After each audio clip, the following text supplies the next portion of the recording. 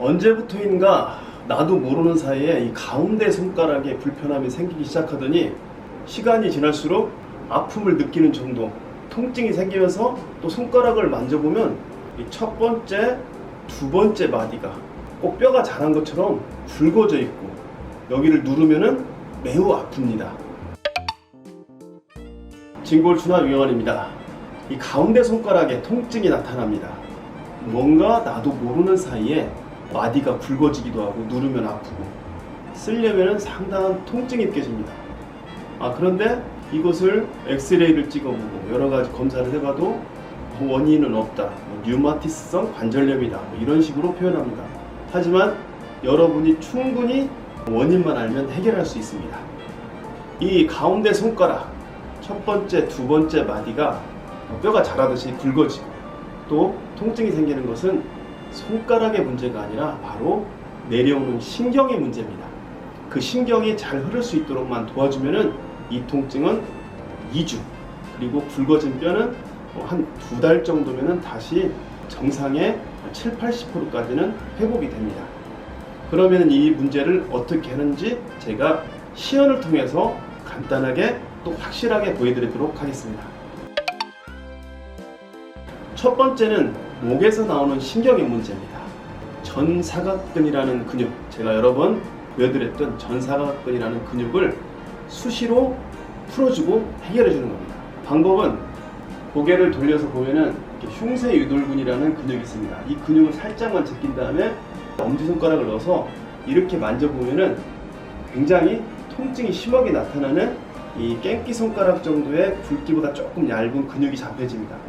그 근육을 수시로 잡고 자꾸 마사지를 해줍니다. 전사각근이라는 부분은 여러 가지 영상을 통해서 소개했기 때문에 참고하시면 되고요. 이렇게 하고 만져주고 또 가볍게 누른 상태에서 목 운동을 통해서 이 전사각근이 풀릴 수 있도록 도와주는 겁니다. 두 번째는 바로 팔을 이렇게 힘을 주면은 삼각근 아래 움푹 들어가 있는 부분이 있습니다. 이 부분 약간 뒤쪽으로 강하게 마사지를 해보면 아주 아픈 부분이 나옵니다. 그 부분도 수시로 약 한 1분 정도를 계속 마사지해서 하루에 서너 번, 또 자기 전에 꼭 마사지를 해주는 겁니다.